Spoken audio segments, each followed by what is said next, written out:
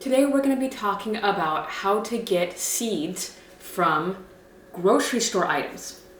You can see in front of me I've got a variety of different fruits and vegetables. Most of these you can get seeds from and plant them and they will grow more of that item. So we'll talk a little bit about differences later, but if you plant butternut squash, you will grow a plant that can produce more butternut squash. Some of these things you can't get seeds from. You can plant them, but they won't grow.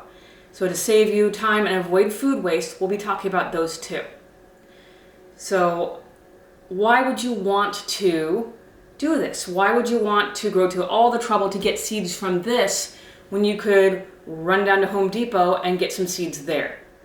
Well, in the scenario that we're talking about, survival gardening, you've decided that you need to grow a survival garden and something tipped you off.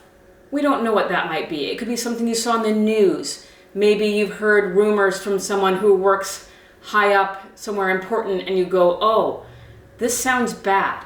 I need to prepare for this. So you think, I'm gonna grow a garden. The issue is probably a lot of other people got tipped off too, and they all nipped off to Home Depot and got those seeds first. If you go to Home Depot and there's nothing there, you can't grow a garden, well, this could be your last option. So we're going to start with tomatoes. You can plant tomato seeds and they will grow into more tomatoes eventually. But if you just take the seeds out and you plant them in the ground, they may grow, but most likely they won't. And that's because the tomato has little hormones in there, little anti-growth hormones that say, hey, not yet. The seed in here, it's already in an environment that many seeds would mistake for a good growing environment. It's dark, it's warm, it's wet. Those are perfect conditions for seed growth. So to stop seeds from growing prematurely in the ripe tomato, they have those hormones to tell them, hey, please don't do that, don't grow yet. What they're looking for, what the seed is looking for to determine whether it can grow or not, is rot. So to be able to grow these, you cut this open, you take the pulp, and you put it in a jar somewhere. This is disgusting, but you're gonna wait for it to get... Excuse my dogs. You're going to wait until you get a good mold growth growing. You're gonna wait until you get a good mold growth growing and you know it's rotten. Once it's rotten, you can rinse the rot off, dry the seeds, and those will grow. They've gotten the little parameter they need to say, yes, I can grow now. Next to it, we have zucchini. This won't grow. You can cut this open, you can get the seeds, you can plant them. You may notice that the seeds are small and they may not be fully developed. That's because this is a baby. We pick these prematurely because we like the taste better. But it's not going to grow because it didn't have enough time for the seeds to develop.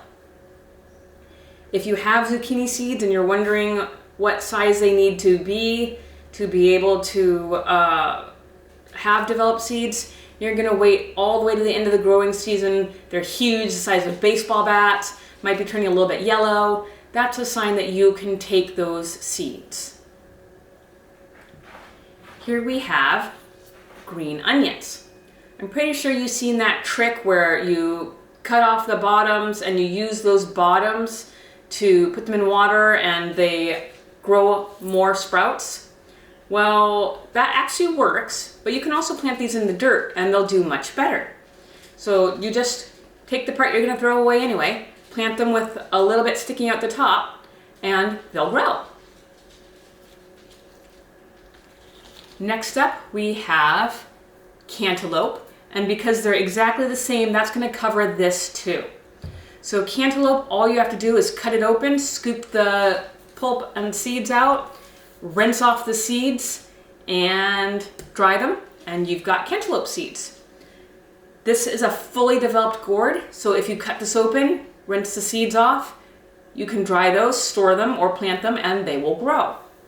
One thing to keep in mind, all grocery store items, or nearly all, they're not heirlooms. They're F1s. And what an F1 is, the grower knows that if they take this mommy and this daddy and they breed them, the seeds will always grow and the plants will have fruit that looks like this. But when you take the seeds from this, it's a wild card. You might get more of mommy's genetics, you might get more of daddy's genetics. And while it still will be a cantaloupe, you could get huge out of control vines. You might get a little container garden bush. You might get Audrey from Little Shop of Horrors. We don't know what we're going to get other than it will probably produce cantaloupe. Other than it will produce a cantaloupe, it just might not be quite what you're expecting. It can be a pretty wild ride with unstable genetics. Same thing here. This is probably an F1. You're gonna get a gourd. It's gonna be edible, but will it look exactly like this? Might be bigger, might be smaller. We don't know. Next to it, we have two peppers. I bet you can see where this is going. This one you can get seeds from. This one's ripened, and if you actually look at it, it's pretty ideal. When the skin starts puckering up like this and it starts to look a little older and maybe less appealing to you for eating, the seeds are better. So keep that in mind before you just chuck this in the garbage. Actually, don't do that. Compost it. Compost is gold. But these older ones are great to take seeds from. This one, just like the zucchini, is not going to grow because these are undeveloped seeds. This and this are the same things. This was just picked prematurely. Next up, we have a cucumber. When cucumbers are fully developed, they're kind of yellow and they don't taste that great. So we pick them prematurely when they're crisp and they have a good flavor to them. These seeds won't grow. Once again, if you have cucumber seeds already and you want to know what they look like to save seed from, you'll want them to be a little bit yellow, older. By the time you think they're gross, they're probably great seed. Next we have garlic. I have to hide my garlic heads at the end of the year so that I know that I have enough because my family loves garlic. This one's going to garlic dip. This one's going to a stir fry. Garlic is in everything, and if I don't keep this under lock and key, it's gone. So garlic is really, really easy to grow. You just separate the cloves, plant them with the pointy side up and the flatter side down, plant them in fall. And each clove will give you a garlic head. Smaller cloves tend to produce smaller heads, and bigger cloves bigger heads. When saving a garlic, look for a nice big head because that's a good sign that it comes from good genetics. Here's an interesting one. We have strawberries. And I wonder if you've ever looked at a strawberry and thought, hey, there's all these little seed-like protuberances on the outside. It looks like the seeds are stuck there. I could just pick one off. I wonder if I could grow that. Well, you can. The easiest way to get the seeds is actually to mash the whole thing up, mash it into a pulp, and then strain it so that the pulp runs through, but the seeds don't. The easiest way to get the seeds is to actually mash it up into a pulp and then strain it so that the mash runs through, but the seed doesn't. You'll need a pretty fine mesh for that to happen. But you can kind of look and see how big the seeds are and decide for yourself how big of a mesh you need. Once you do that, you can't just lie them out and dry them like the acorn or the... Once you do that, you can't just lay them out to dry like you can the cantaloupe. You have to put them in the freezer or the fridge for a while. The freezer or the fridge is cold, so it lets them experience winter. This is called cold scarification. So leave them in the fridge or the freezer for 6 to 8 weeks. That lets them experience winter, and the seeds go, oh, okay, I've had winter now, so I can grow. Then they're ready.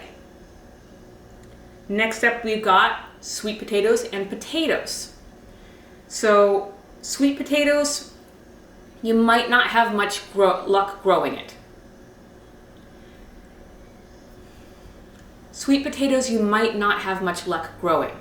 And that's because this is a tropical plant. I know it looks a lot like a potato, but even though they have the similar idea, they're not really related. So this sweet potato is a tropical plant and it needs a long, hot, warm growing season to produce.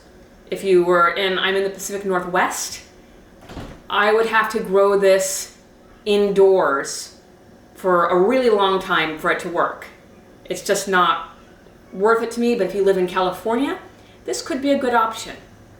Potatoes can grow in a lot more places. They can tolerate cold pretty well, and they grow abundantly, which makes them a great choice for a survival garden. You can see on this one, I've got a little shoot growing out of it already. You've probably seen those before on your potatoes if you don't eat them fast enough. And each one of these eyes is where those shoots come from, and that each eye is a potential for a new plant. So what you do to grow these is you cut them so at least one eye is on each piece, and you plant each piece. Each one of those pieces will grow into more potatoes. They'll put down roots, and those roots will have potatoes on them.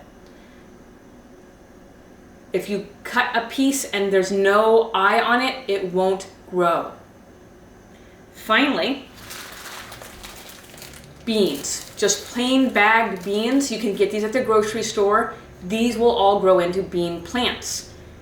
They're pretty reliable. They're great options if you want to grow food fast, and they produce a lot for one bean. Don't try this with canned beans, with frozen beans. They won't work because they've already been cooked.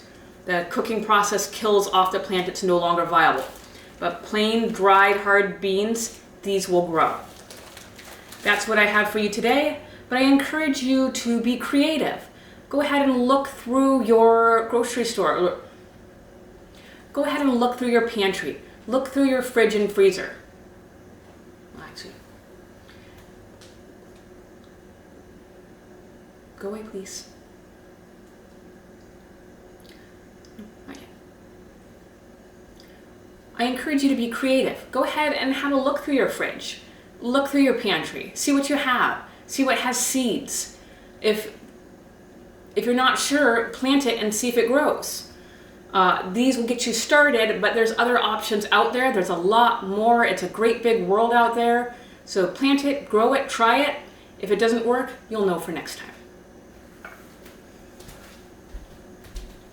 All right, Pakes.